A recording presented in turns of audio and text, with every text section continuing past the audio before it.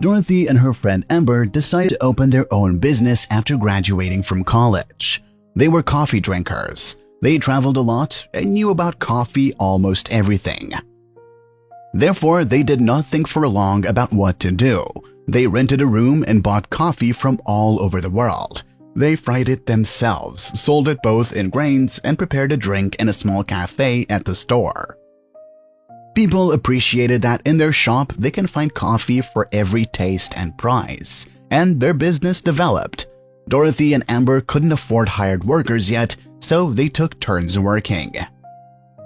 6 months later, Dorothy began to notice that her shift was more than Amber's. She was even a little flattered.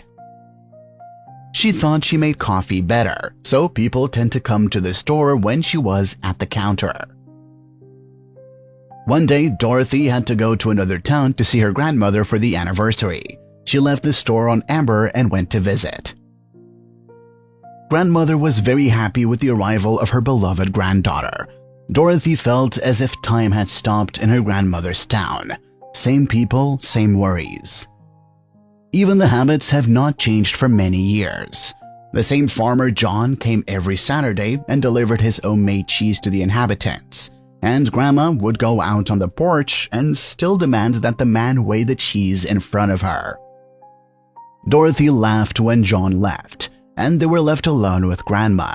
"Grandma, how many years has this farmer been bringing you cheese? Probably already in the 2nd decade, and every time you make him weigh. Do you not trust him?" Grandma laughed. "Of course I trust, and for 20 years he has never deceived me, and never once his cheese was bad." "Then why all these checks?" Dorothy was surprised. "There is a nice proverb, 'Trust but verify,'" Grandmother answered. "John is a nice farmer, but you don't know what's going on in his life.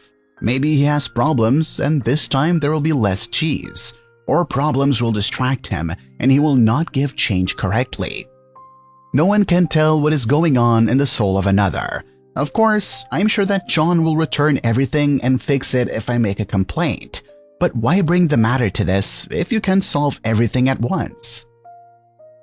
Today you didn't check the change, it turned out to be less. And most likely it happened accidentally, but doubts already live in you. You begin to doubt the person. Why such difficulties and torments when an easy on-site check allows you to remain friends for a long time? Therefore, for 20 years, I have been buying cheese only from John, and we trust, but we check each other. These words planted doubts in Dorothy's head. She wasn't proud of her decision, but on her return, she installed a hidden camera in the store without telling Amber anything. After reviewing the tape, Dorothy was shocked.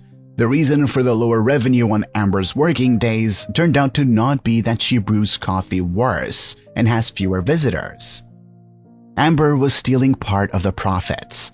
Dorothy simply could not believe her eyes, and of course, there could be no further joint business. Dorothy took out a loan and bought out her friend's share. This was the end of their joint business and long-term friendship. Trust is such a thing that is earned for a very long time and can disappear at any moment. Trust people, but still check sometimes.